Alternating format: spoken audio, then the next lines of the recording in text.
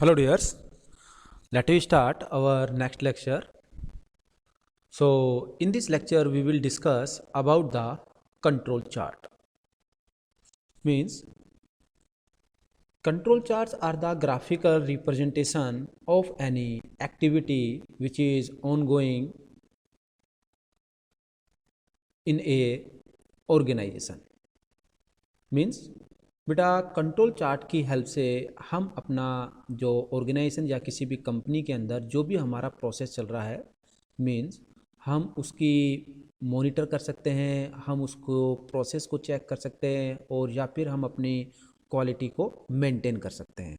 Okay, तो जैसे कि एक एग्जांपल है ये this is a control chart.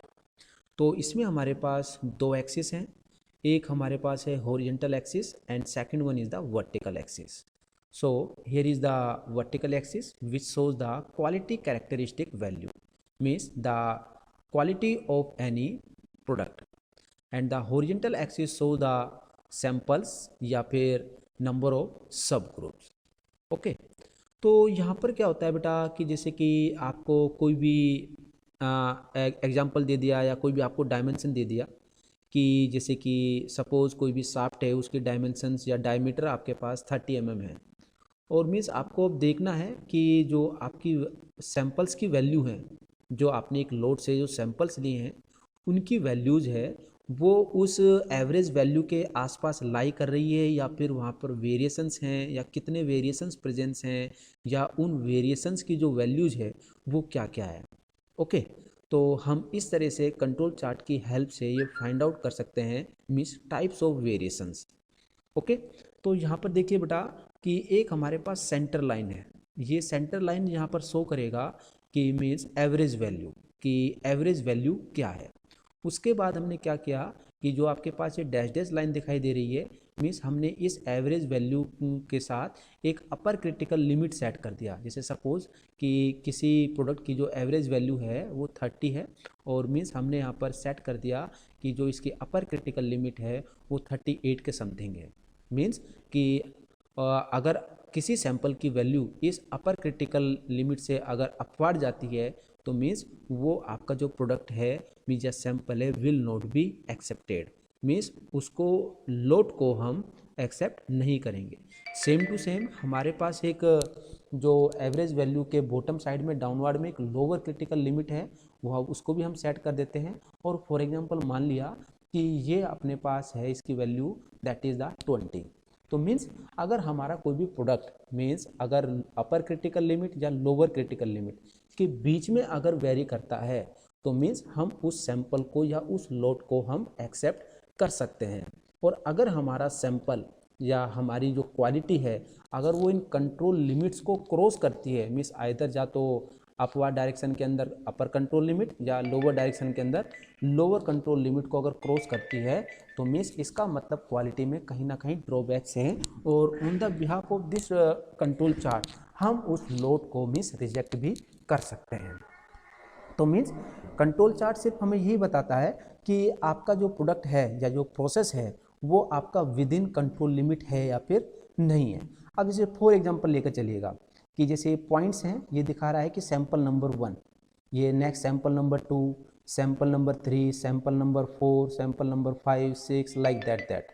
Okay, तो मीन्स हमने देखा कि जो बहुत सारे कुछ सैंपल्स हैं जिनकी वैल्यू मीन्स आपके इस कंट्रोल जो आपके पास एवरेज लाइन है ये जो आपके पास दिखाई दे रही है इनकी कुछ सैंपल्स की वैल्यू इस एवरेज लाइन के आसपास मीन्स लाई करती है।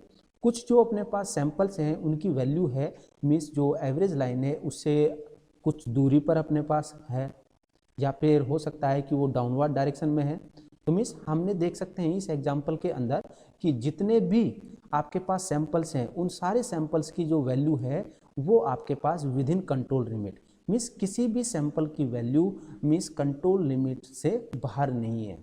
ओके, तो मीन्स हम कह सकते हैं कि जो हमारा जो प्रोसेस है वो आपके पास मीन्स गुड क्वालिटी का है या हम जो डिजाइन हमने किया था उसके अकॉर्डिंग हमारा प्रोसेस रन कर रहा है। ओके, बट जैसा कि मैंने आपको पहले बता चुका हूँ कि यहाँ पर जो सैंपल्स हैं उनकी वैल्यू आइडेंटिकल नहीं हो सकती है, वेरिएशन तो मस्ट होंगे ही होंगे अपने पास। ओके, तो आगे अब जैसे कि हम देख रहे हैं कि सैंपल नंबर 1 की वैल्यू यहाँ लाई कर रही है, सैंपल नंबर 2, तो this is called the variation. Sample number 3, sample number 5, means her sample की वैल्यू आपके पास अलग अलग आएगा ड्यू टू वेरिएशंस। ओके,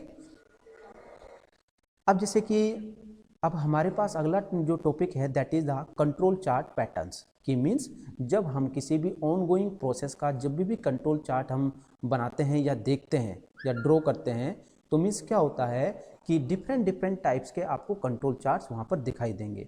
तो means number of control charts, तो हमें कंट्रोल चार्ट से हम आइडेंटिफाई करते हैं कि which type of variations are present. तो मीन्स बेसिकली जो आपके वेरिएशंस हैं इन एक control chart, these are broadly classified into 2 categories. First है हमारे पास चांस और natural pattern of variation, second है हमारे पास असाइनेबल कोज या अननेचुरल पैटर्न ऑफ वेरिएशंस। ठीक है, अगर हमारे मीन्स सैंपल्स के यहाँ की वैल्यूज़ के अंदर अगर वेरिएशंस आ रहा है बाई चांस या नेचुरली आ रहा है, तो हम बोल सकते हैं कि this is due to by chance. अगर हमारे पास मीन्स वेरिएशंस आ रहे हैं ड्यू टू असाइनेबल कोज, तो हम बोल सकते हैं कि this control chart shows the pattern of variation of assignable causes. Okay, अब लाइक दैट अब हमारे पास फर्स्ट है चांस पैटर्न ऑफ वेरिएशंस, कि जैसे कि आपके पास यहाँ पर एक ये कंट्रोल चार्ट दिखाई दे रहा है, यहाँ पर अपने पास एक ऑनगोइंग प्रोसेस है, नंबर ऑफ सैंपल्स हैं जिनकी वैल्यूज़ को हमने यहाँ पर मेजर किया है। तो जो बाई चांस जो अपने पास वेरिएशंस होते हैं, ओके, तो इसकी कुछ कैरेक्टरिस्टिक्स होती है कि मीन्स जहाँ पर जितने भी सैंपल्स होंगे वो विद इन कंट्रोल लिमिट है। मीन्स हमने देखा इस एग्जांपल के अंदर कि मीन्स नो वैल्यू या no samples value lie outside the upper critical limit या फिर लोअर क्रिटिकल लिमिट। जितने भी सैंपल्स हैं सारे सैंपल्स की जो वैल्यू है with in the control limit. अगर ऐसा होता है तो मीन्स हम बोल सकते हैं कि this is a control chart in which variations are present. Variations तो यहाँ भी होंगे but these variations are due to by chance, means unnatural है, मीन्स अनकंट्रोलेबल है। हम यहाँ पर कुछ भी नहीं कर सकते हैं, मतलब हमारा जो वर्कर्स है वो प्रॉपरली वर्क कर रहे हैं, मशीन से वो प्रॉपरली वर्क कर रही है, रॉ मटेरियल है वो आपका यूनिफॉर्म है। मीन्स ये जो वेरिएशंस आ रहे हैं सैंपल के अंदर ये आपके बाई चांस आ रहे हैं, मतलब नेचुरली इफेक्टेड हैं। ओके, तो हमारे पास हमने देखा कि अगर हम बाई चांस वेरिएशंस का अगर कंट्रोल चार्ट देखते हैं तो कुछ कैरेक्टरिस्टिक्स हैं, कुछ कॉमन पॉइंट आते हैं। जैसे कि फर्स्ट है हमारे पास कि most of the points will lie near the centre line, कि जैसे कि नंबर ऑफ सैंपल्स की जो वैल्यू होगी वो लगभग सेंटर लाइन के पास मिलेगी अपने पास। सेकंड पॉइंट है very few points will be near the control limits, कि बहुत ही कम अपने पास सैंपल्स होंगे जिनकी वैल्यू मीन्स यहाँ पर अपर क्रिटिकल लिमिट या लोअर क्रिटिकल लिमिट के आसपास मिलेगा। लगभग जो सैंपल्स हैं उन सबकी वैल्यू नियर होगा to the centre line. Second हमने देखा कि none of the points fall outside the control limits, किसी भी सैंपल्स की वैल्यू है वो आउटसाइड आपके पास लाई नहीं करती है। These are the some characteristics of a by chance control chart pattern. Okay, thank you.